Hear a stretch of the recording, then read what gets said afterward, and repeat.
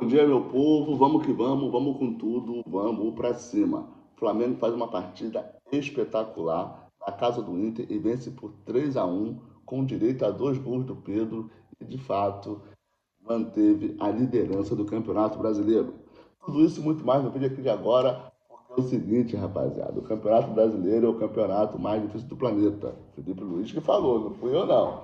Sim, o Palmeiras vence o Botafogo fora de casa também. Parece que foi a noite ou o dia, né, dos visitantes. Muita gente vencendo fora de casa. O Vasco goleou o Santos em pleno Morumbi, meu parceiro. O Neymar sai em lágrimas e o Coutinho finalmente voltou. Rapaziada, simplesmente o Flamengo chegou a 43 pontos. O Palmeiras chegou a 39, são 4 pontos de diferença.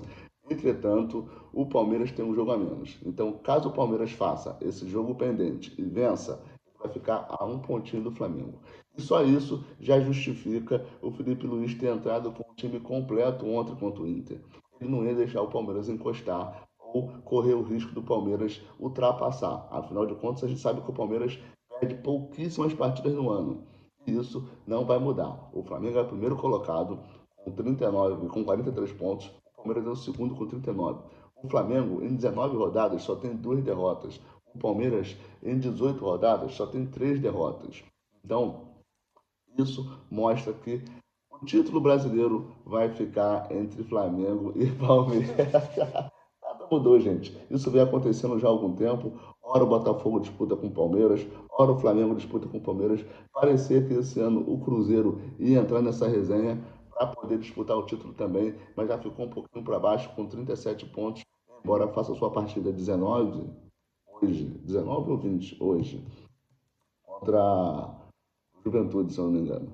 Com isso, o Flamengo está focadíssimo no Campeonato Brasileiro, não quer dar nenhuma margem para o Palmeiras chegar, muito menos ultrapassar, gente. O Palmeiras é um time sonso, time sonso. Ora está em crise, ora isso, ora aquilo, vence por 1-0, super sonso. Mas está sempre chegando nas finais. O Abel Ferreira deu aquela entrevista coletiva recheada de polêmicas, recheada de agressividade, chamando quase a galera para a mão. Feito Abel Ferreira, e já disse que isso é o personagem treinador dele e existe um Abel Ferreira por trás dessa casca toda. Talvez uma maneira de defender o seu time, defender o seu clube e uma maneira de se autodefender também, essa agressividade do Abel Ferreira. Criticou a maioria dos jornalistas e simplesmente venceu o Botafogo aqui no Rio de Janeiro. E já avisou, podem falar mal de mim, mas o Palmeiras está sempre ali disputando o título. É o Felipe Luiz, muito tranquilo, com seu elenco recheado de estrangeiros, e recheado de atletas, e recheado de qualidade, promoveu a estreia do Saul no meio de campo, camisa 8, herdada pelo Gerson, fez os 90 minutos ao lado do Jorginho, que deu lugar no meio de. Deu lugar somente na etapa final. O Jorginho também fez uma partida espetacular. Então, Saul, Jorginho e Arrascaeta comandaram o meio de campo do Flamengo. Nas pontas, Luiz Araújo, Lino e Pedro no ataque. O Pedro que saiu meio magoado. Saiu. Porque ele estava jogando o fino da bola. Só que o Pedro não pôde nem ficar chateado por muito tempo. O Pedro entrou como titular. No primeiro tempo fez 2 gols, 2 tacadas de sinuca espetaculares. O Pedro tem na sua finalização o seu ponto forte. Finaliza como poucos, finaliza como um centroavante veteraníssimo e não desperdiça a oportunidade. E aí o Felipe Luiz achou que no segundo tempo ele baixou um pouco a intensidade e o Flamengo começou a perder um pouco o meio de campo. Promoveu a entrada do Plata, que também faz a função de 9. E o que aconteceu? O Plata na primeira bola foi lá e catucou mais um golzinho pro Mengão. E aí o Pedro teve que ficar quietinho, já que ele estava bem, mas o Plata também está espetacular. Para o jogo de quarta-feira, o Flamengo deve utilizar justamente essa galera que não atuou os 90 minutos nesse jogo de domingo. Por exemplo, na ponta esquerda no Tificulino, eu imagino que vai entrar o Cebolinha. Cebolinha também no último jogo entrou com uma sede de bola horrorosa. E aí eu acredito que o Cebolinha vai substituir o Lino, porque ele entrega muito ali a recomposição, a gente sabe disso, e é muito bom no contra-ataque. No lugar do Luiz Araújo, provável que seja o Plata, entrega absurdamente o Plata. Jogou poucos minutos ontem, então o Plata deve substituir o Luiz Araújo. E no ataque, nosso centroavante provavelmente o Bruno Henrique, já que o Pedro iniciou a partida e não vem sendo titular na Libertadores. Então, a linha de ataque ali provavelmente é essa, não tem nem mistério. O Arrascaeta, com certeza, jogou praticamente o primeiro tempo só. No início do segundo, o Flamengo já vencia por 3-0. O Felipe Luiz tratou de sacar o Arrascaeta, embora não tenha jogado a outra partida por estar cumprindo suspensão só por conta dos cartões amarelos. Arrascaeta jogou um tempo, praticamente, e está com o tanque cheio. No meio de campo, com certeza, Jorginho, que saiu logo no início do segundo tempo, é titular. A dúvida é se entra o Alan, se entra o De La Cruz, que está voltando de lesão. Na minha percepção, o Alan é mais marcador, é mais pitbull ali, protegendo a zaga, ou até mesmo o Everton Araújo, que não jogou nessas últimas partidas, pode estar sendo guardado, poupado, para entrar com o tanque cheio contra o Inter. Afinal, todos os volantes de altíssima qualidade que o Flamengo tem, o Everton Araújo é o que mais se aproxima, digamos, de um zagueiro. Defensivamente é absurdo, embora tenha arriscado um chute, já até setou o travessão, está doidinho para fazer o seu primeiro gol pelo Flamengo.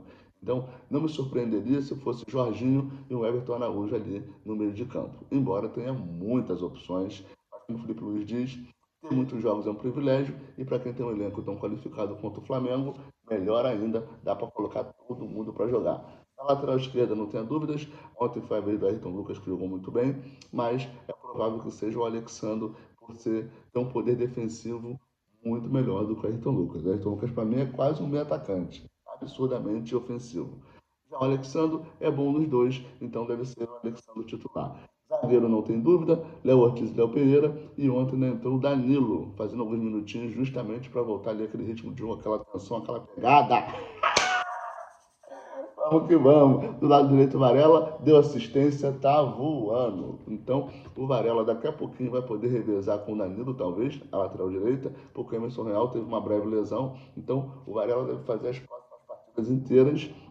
Em algum momento, entrar o Danilo por ali para dar um refresco pro Varela. Agora é o seguinte, meu parceiro. Agora é o seguinte. Copa Libertadores da América chegando e o Flamengo já tem praticamente o seu time escalado. E o Roger Machado, super pressionado, simplesmente deve fazer algumas alterações, já que ele perdeu o primeiro jogo pela Libertadores, mas saiu comemorando porque foi só de um gol, foi atropelado em casa pelo Campeonato Brasileiro, aí a torcida já não comemorou nada, já ficou bem chateada, e agora tem a última bola pela Libertadores. O Inter está lá embaixo, 15º, 16º no Campeonato Brasileiro. Muitos dizem que o Inter pode jogar a toalha e dali não sai título. Então, se o Roger Machado for eliminado nessa quarta-feira, é bem provável que ele caia, porque o próximo técnico teria toda a recuperação do Campeonato Brasileiro para fazer sem essas Copas. O Inter já saiu também da Copa do Brasil, se perder quarta-feira, sai da Libertadores e fica só com o Campeonato Brasileiro. E é o sonho de muitos técnicos, ter menos jogos e tempo para trabalhar, mas também é ruim financeiramente para o clube, etc. E a torcida fica revoltada quando não ganha nenhum título. Beleza? Tudo isso e muito mais aqui no canal Bem Posicionado. Se você curtiu as informações e curtiu essa resenha, se inscreva-se, deixe o seu like e compartilhe esse vídeo. Tamo junto e até o próximo. Vamos que vamos.